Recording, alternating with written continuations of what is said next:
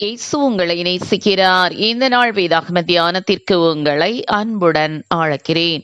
வருத்தப்பட்டு பாரம் சுமக்கிறவர்களே, நீங்கள் எல்லாரும் என்னிடத்தில் வாருங்கள், நான் உங்களுக்கு இளைப்பாறுதல் தருவேன். மத்தேயு 11:28. ஒரு மனோதத்துவ மருத்துவரிடத்திலே ஒரு மனிதன் வந்தான்.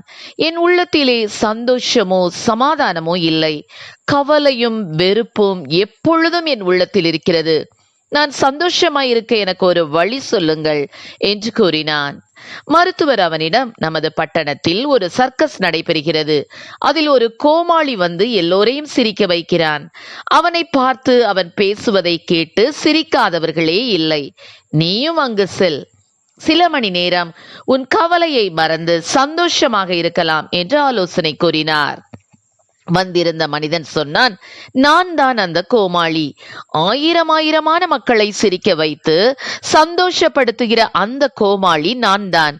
மற்றவர்களுக்கு முன்பாக சந்தோஷமாக நடித்து அவர்களை சிரிக்க வைக்கிறேன்.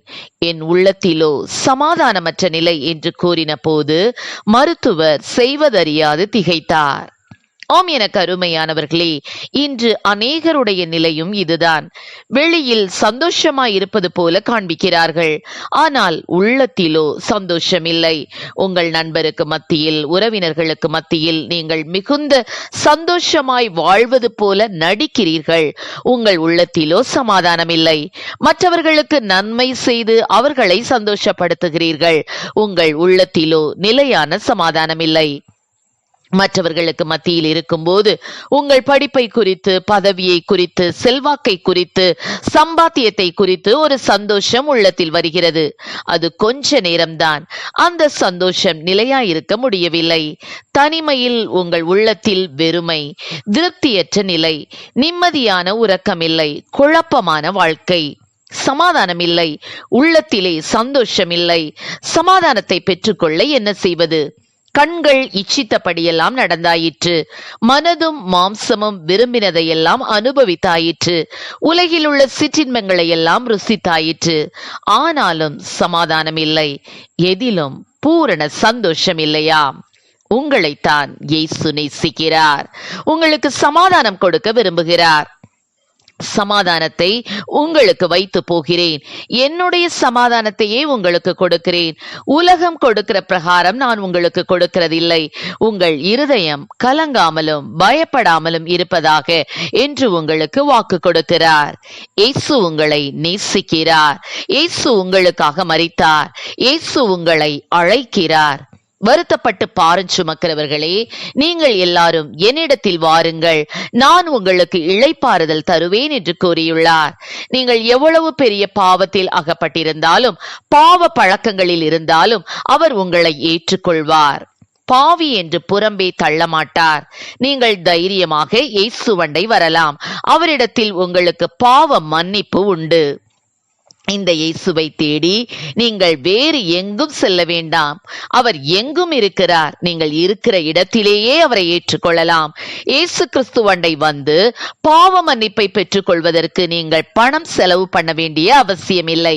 இலவசமாக பாவ மன்னிப்பை இயேசு அளிக்கிறார். காரணம், உங்கள் பாவத்திற்காக அவர் மரித்தார்.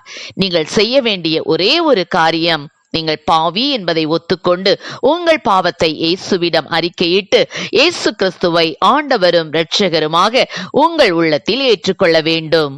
தன் பாவங்களை மறைக்கிறவன் வாழ்வடைய மாட்டான். அவைகளை அறிக்கை செய்து விட்டு விடுகிறவனோ இரக்கம் பெறுவான் என்று வேதம் கூறுகிறது. இயேசு கிறிஸ்து உங்கள் பொன்னையோ பொருளையோ கேட்க மாட்டார்.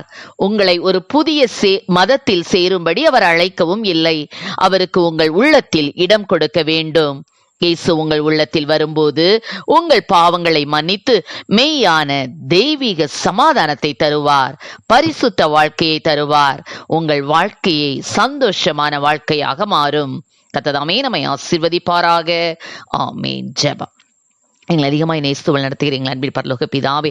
அப்பா, அந்த நாளிலே கத்தாவே சமாதானம் இல்லாமல், சந்தோஷம் இல்லாமல், மனதிலே கத்தாவே நிம்மதியேற்று காணப்படுகிற பிள்ளைகளுக்காக உடைய சமூகத்திலே வருகிறோம் ஆண்டவரே. அப்பா, நீ சிந்தின சிலுவையின் ரத்தத்தினாலே ஆண்டவரே சமாதானத்தை கத்தாவே உண்டாக்கி இருக்கிறீர் தகப்பனே. என்னுடைய சமாதானத்தை உங்களுக்கு கொடுக்கிறேன் என்று சொன்ன சமாதான பிரபுவை அவர்கள் ஏற்றுக்கொள்ளக்கூடிய கிருபைகளை என் தேவனில் கொடுப்பீராக ராஜா. ஆண்டவரே, பாவத்தினாலே கத்தாவே ஸ்தோத்திர ஆண்டவரே சமாதானத்தை இழந்து காணப்படுகிற பிள்ளைகளுக்கு பாவத்திலிருந்து என் தேவனில் விடுதலை கொடுத்து ஒரு தெய்வீக சமாதானத்தை என் தேவனில் கொடுப்பீராக.